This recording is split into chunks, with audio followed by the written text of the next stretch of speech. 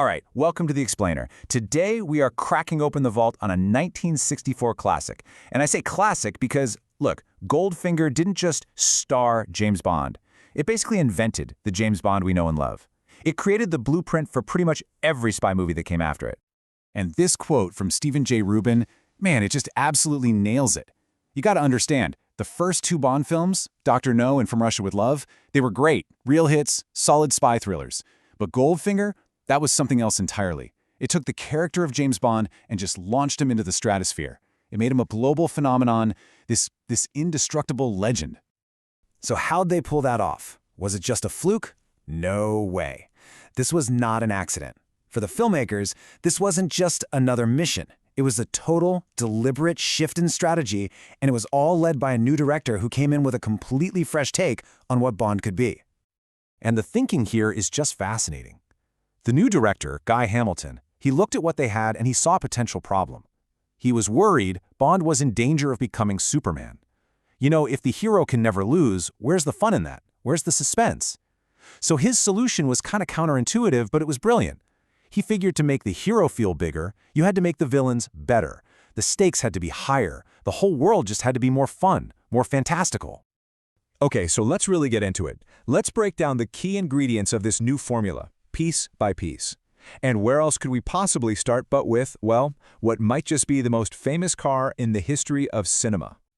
I mean, just look at this thing. Machine guns, tire shredders, an ejector seat, the whole shebang. But what's really incredible is the story behind it.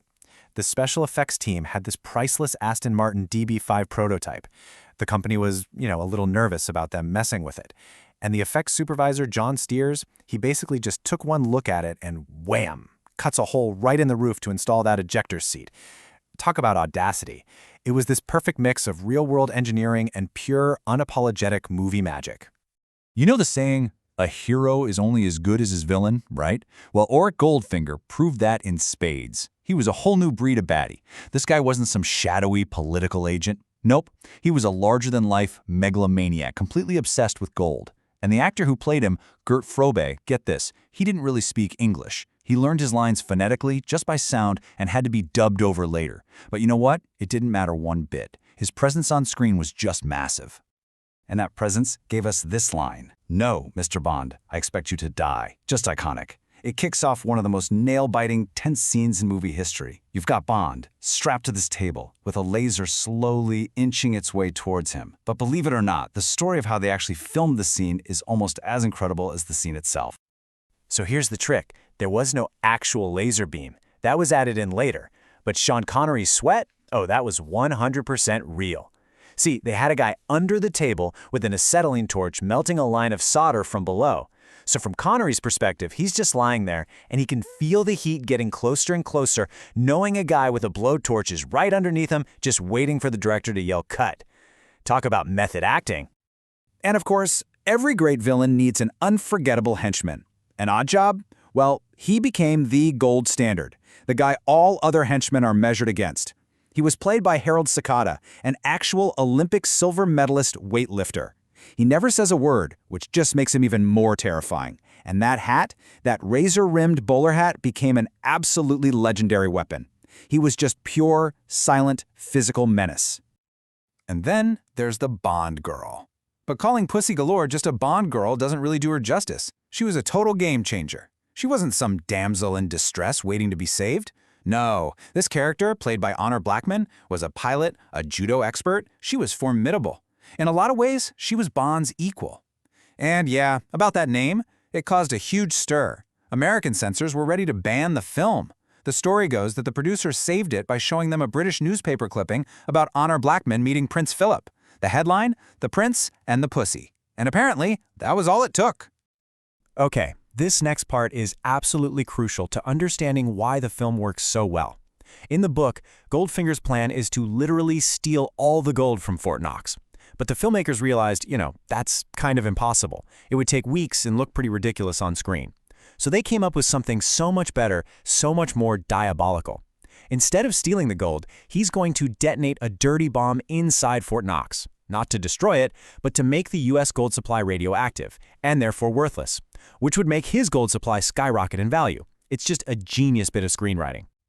So when you watch the film, you feel like you're on this huge globe-trotting adventure, right?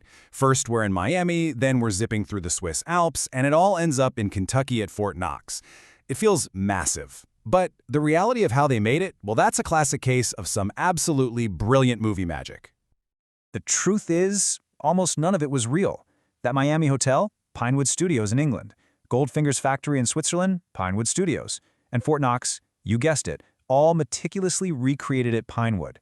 The production designer Ken Adam built this incredible cathedral of gold, and the illusion was so perfect, so convincing, that the studio actually got angry letters from Americans demanding to know how a British film crew got permission to film inside the real Fort Knox. That's when you know you've done a good job.